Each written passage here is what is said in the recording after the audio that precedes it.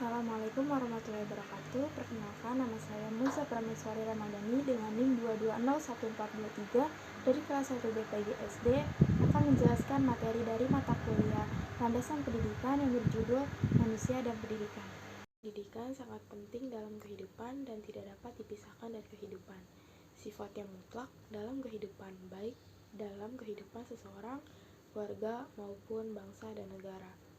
Maju mundurnya suatu bangsa banyak ditentukan oleh maju mundurnya pendidikan bangsa itu sendiri. Manusia dalam pendidikan menempati posisi sentral karena manusia di samping dipandang sebagai subjek, ia juga dipandang sebagai objek pendidikan itu sendiri. Sebagai subjek, manusia menentukan corak dan arah pendidikan, sedangkan sebagai objek, manusia menjadi fokus perhatian segala teori dan praktik pendidikan. Pendidikan secara sederhana merupakan proses perubahan atau pendewasaan manusia yang tadinya tidak tahu menjadi tahu, yang tadinya tidak paham menjadi paham. Isi dari manusia adalah makhluk yang memiliki derajat lebih tinggi daripada makhluk yang lainnya.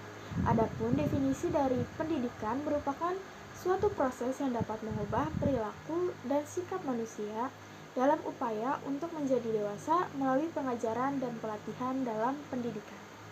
Yang pertama, ada hakikat manusia. Menurut evolusionisme, makhluk adalah hasil puncak dari mata rantai evolusi yang terjadi di alam semesta. Sebaliknya, filsafat kreasionisme menyatakan bahwa asal-usul manusia adalah ciptaan suatu creative cause atau personality, yaitu Tuhan Yang Maha Esa. Adapun secara filosofis, penolakan tersebut antara lain, yang pertama ada argumen ontologis, semua manusia memiliki ide tentang Tuhan. Yang kedua, argumen kosmologis, segala sesuatu yang ada harus mempunyai sebab. Yang ketiga, argumen teleologis, segala sesuatu mempunyai tujuan. Dan yang terakhir, argumen moral, manusia bermoral dan dapat membedakan mana perbuatan yang baik dan mana yang jahat.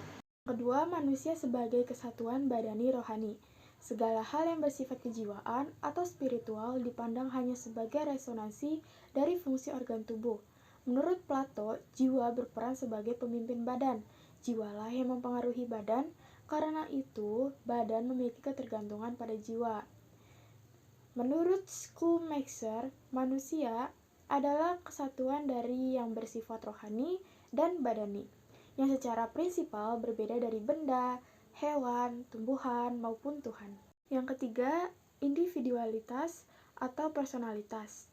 Manusia adalah satu kesatuan yang tak dapat dibagi, memiliki perbedaan dengan yang lainnya sehingga bersifat unik, merupakan subjek yang otonom, serta berada dalam pertumbuhan dan perkembangan.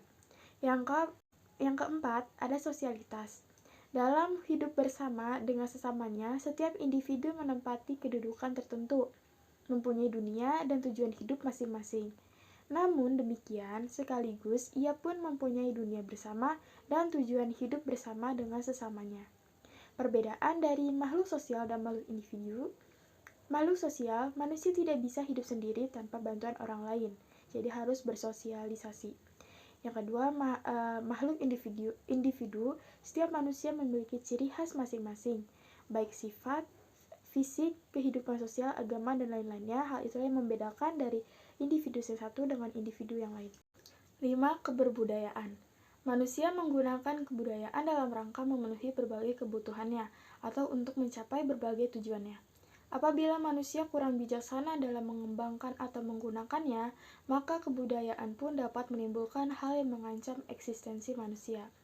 Kodrat dinamika pada diri manusia mengimplikasikan adanya perubahan dan pembaruan budaya. Yang keenam, ada moralitas. Manusia memiliki dimensi moralitas karena ia memiliki kata hati yang dapat membedakan antara yang baik dan yang jahat. Oleh karena itu, manusia mempunyai kebebasan memilih dalam bertindak atau berbuat. Maka selalu ada tuntutan pertanggungjawaban atas setiap perbuatannya. 7. Keberagaman. Manusia memiliki potensi untuk mampu beriman dan bertakwa kepada Tuhan Yang Maha Esa. Dalam keberagaman ini, manusia dapat merasakan hidupnya bermakna. Ia memperoleh kejelasan asal-usulnya, dasar hidupnya, tata cara hidupnya, dan menjadi jelas pula kemana arah tujuan hidupnya.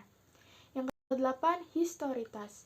Artinya bahwa keberadaan manusia pada saat ini terpaut pada masa lalunya dan belum selesai mewujudkan dirinya sebagai manusia. Ia mengarah ke masa depan untuk mencapai tujuan hidupnya. Tujuan manusia itu mencakup 3 dimensi. Ada dimensi ruang, yaitu di sini, di sana, dunia, atau akhirat. Yang kedua, dimensi waktu, masa sekarang, dan masa depan.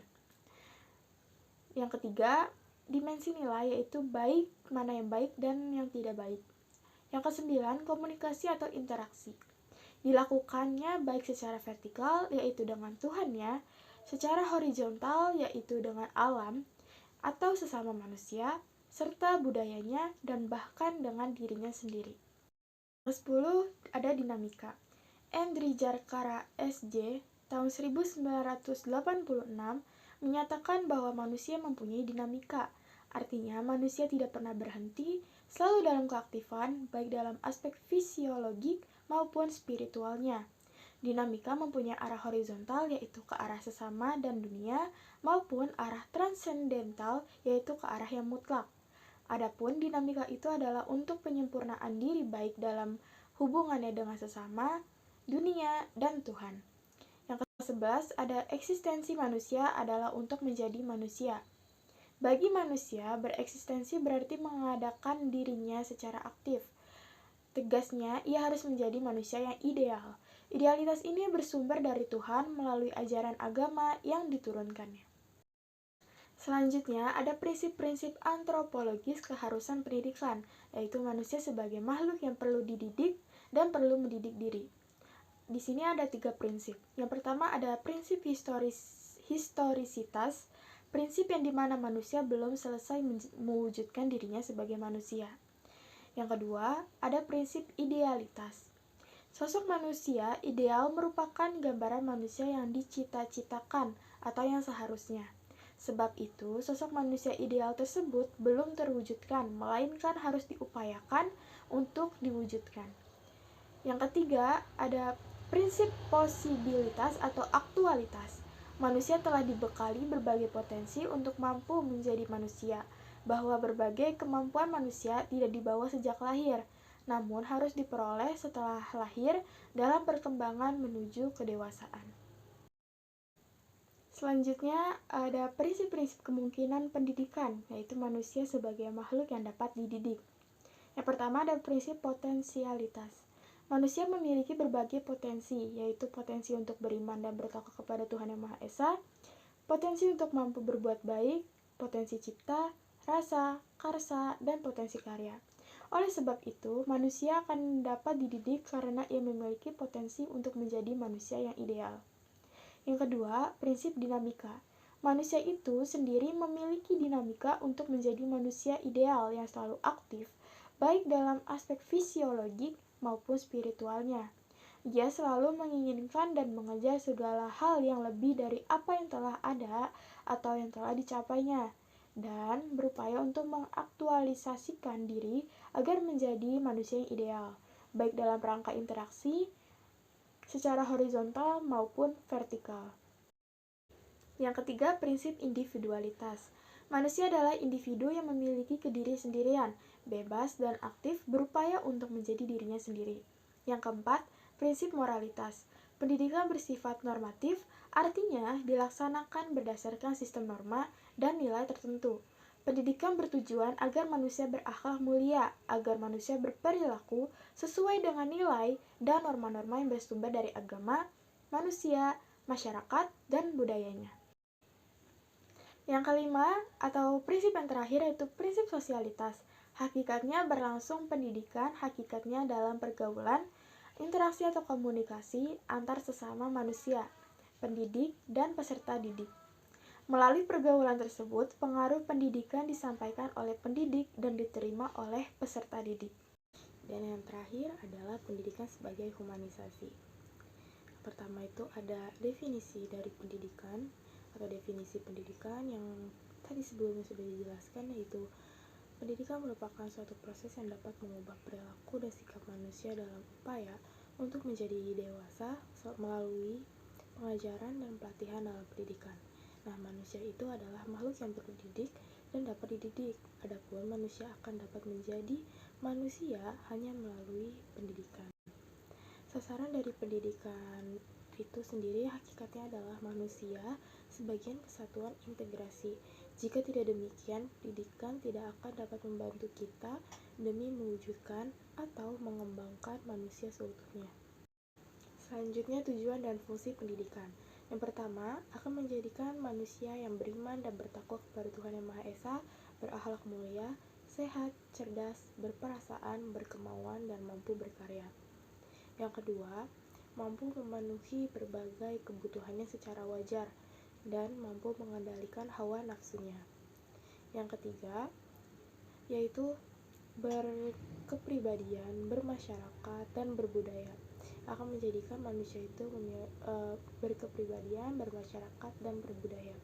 Fungsi pendidikan adalah untuk mewujudkan atau mengembangkan berbagai potensi yang ada pada manusia. Selanjutnya ada sifat atau karakteristik pendidikan. Pendidikan diarahkan menuju terwujudnya manusia ideal.